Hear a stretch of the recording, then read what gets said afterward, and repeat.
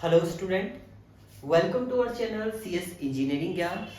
आज के digital electronics के ट्यूटोरियल में हम लोग देखेंगे सब्ट्रैक्टर। पहले मैं सब्ट्रैक्टर आपको बता दूं। सब्ट्रैक्टर का मीनिंग क्या होता है? जब आप बाइनरी डिजिट को सब्ट्रैक्ट करते हैं, माइनस करते हैं, तो उसको सब्ट्रैक्टर बोलते हैं। तो यहाँ पर दो टाइप के आपके सब्ट्रैक्टर यूज होते हैं। हाफ सब्ट्रैक्टर जिसमें आप दो बाइनरी डिजिट को आप सब्ट्रैक्ट करते हैं, एंड एक फुल सब्ट्रैक्टर होता है जिसमें आप थ्री बाइनरी डिजिट को सब्ट्रैक्ट करते हैं। तो अगर आप सब्ट्रैक्टर की बात करते हैं, सब्ट्रैक्टर अगर आप सिंपल सब्ट्रैक्टर की हम लोग बात करते हैं, तो यहाँ पर सब्ट्रैक्टर के लिए तीन कंडीशन होती है। देखिए, आप बाइनरी के जब 0 - 0 की बात करेंगे तो ये 0 आएगा आपका, 1 - 0 करेंगे तो आपका 1 आएगा, 1 - 1 करेंगे तो 0 आएगा। बट यहाँ पर 0 - 1 करते हैं तो आपका 1 आता है, बट इसका एक बोरो भी आपका जनरेट होता है, बोरो। बस यही वाली कंडीशन आपकी इंपॉर्टेंट है इसमें, बोरो की कंडीशन। तो उसी के अकॉर्डिंग आपका ये डिजाइन भी होगा, आपका स्ट्रक्चर। तो आपको ये याद रखना है कि कंडीशन होती है आपके। अदर में बोरो आपका 0 होगा, किसी में आपने बोरो नहीं लिया है, केवल इसी में आप क्या लेंगे, एक बोरो लेंगे और वो माइनस करके जब आपका आएगा तो 1 आपका जनरेट होगा। तो ये अभी हम लोग आगे देखने वाले हैं। तो देखिए, हाफ सब्ट्रैक्टर की जब हम लोग बात करते हैं तो half subtractor is used to subtract two binary digit. दो बाइनरी डिजिट को जब आपको सब्ट्रैक्ट करना हो तो आप किसका यूज करेंगे? तब हाफ सब्ट्रैक्टर का आप यूज करेंगे। तो अगर ब्लॉक डायग्राम की हम लोग बात करते हैं तो इसमें दो इनपुट होंगे आपके, दो आउटपुट जनरेट करेगा। दो इनपुट आपके कुछ भी हो सकते हैं, ये आपके बाइनरी डिजिट होंगे। हाफ सब्ट्रैक्टर क्या होगा? दो आउटपुट जनरेट करेगा, एक तो डिफरेंस और दूसरा आपका बोरो जनरेट करेगा, जो आपके एज आउटपुट काउंट होंगे। अब हम लोग इसके बाद बात करते हैं इसके ट्रुथ टेबल की। तो इसके बाद आता है आपका जो इंपॉर्टेंट चीज है वो है ट्रुथ टेबल। तो हाफ एडर का ट्रुथ टेबल देखिए।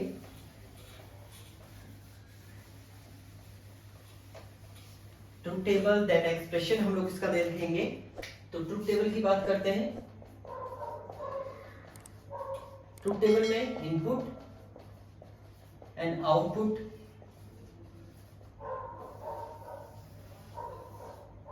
इनपुट की बात करते हैं तो दो इनपुट है आपके ए बी,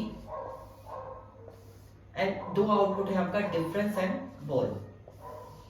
अब दो इनपुट है तो 2 की पावर 2, टोटल आपके पेयर जो होंगे 4 बनेंगे। तो 0 1 0 1 आप राइट अप कर सकते हैं। यहाँ पर 00 एंड 11 आपका रिटर्न होगा। अब देखिए, डिफरेंस आपको फाइंड आउट करना है। तो 0 - 0 की जब आप बात करेंगे तो 0 - 0 आपका क्या आएगा? 0 आएगा, और बोरो आपका क्या हो जाएगा? 0। आपने कुछ भी इसमें एक्सेस नहीं किया बाहर से। 0 - 1, अब देखिए 0 में से माइनस तो आपका होता नहीं है, माइनस जब आप करेंगे, आपने कहा 0 में से 1 को माइनस करना है, तो आप इसे जब माइनस करेंगे तो आपको क्या करना पड़ेगा? एक बोरो लेना पड़ेगा। अब ये बाइनरी में होता है आपका, ये डिजिट क्या होती है? बाइनरी फॉर्मेट में होती है।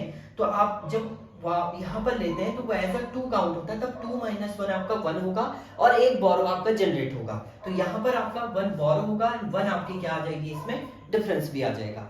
नेक्स्ट 1 - 0, ये तो आपका 1 ही रहेगा, और ये 0 आ जाएगा। 1 - 1 0, और ये भी आपका क्या हो जाएगा? 0। तो ये तो इसकी क्या हो जाएगी? आपकी ट्रुथ टेबल जो है वो जनरेट हो जाएगी।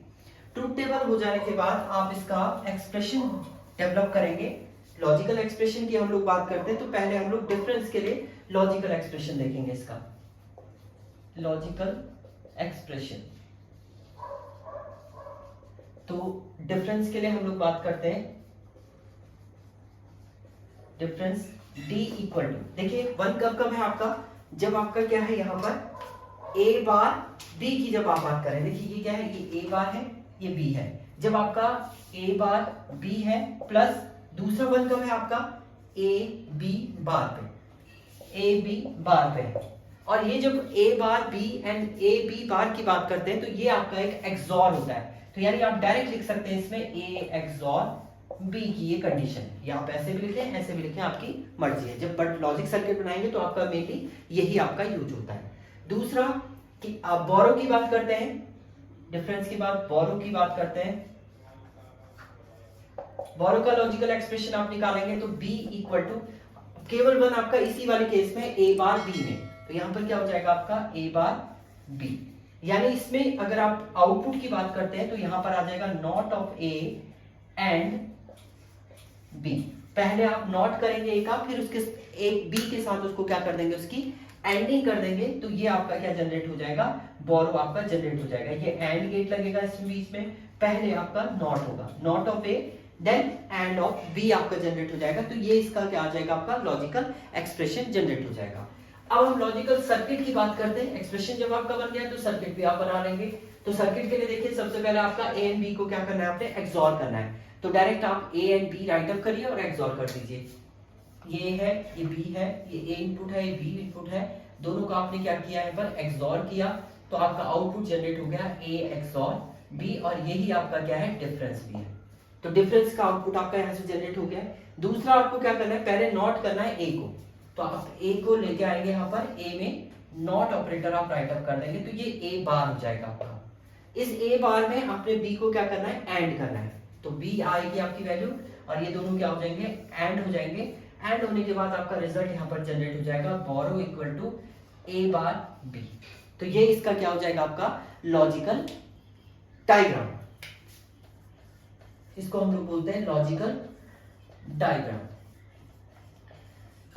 देखिए पहले आपका क्या आया था, ए एक्सॉर बी से आपका क्या है, डिफरेंस आया है, एंड बोरो आपका जनरेट हुआ है ए बार बी। तो आपने जो भी ए लिया उसको पहले नॉट कर दिया, तो ए बार आ गया, एंड उसके साथ एंडिंग की है किसकी, बी की, तो आपका बोरो यहाँ पर जनरेट होगा। ये एज अ बोरो है, कंफ्यूज मत करना है कि ये क्या है, आपका बी लिखा हुआ है मैंने, ये एज अ बोरो है आपका। बोरो, बोरो की बात करें तो बोरो आपका क्या हो जाएगा यहाँ पर, A not of A and B. आप एक्सप्रेशन अगर लिखेंगे तो इसको इस टाइप से भी लिख सकते हैं, इस टाइप से भी लिख सकते हैं, इसे ये भी लिख सकते हैं, और ये भी आप राइट अप कर सकते हैं। ये था आपका हाफ सबट्रैक्टर की कंडीशन। नेक्स्ट ट्यूटोरियल में हम लोग देखेंगे full subtractor. Thank you student.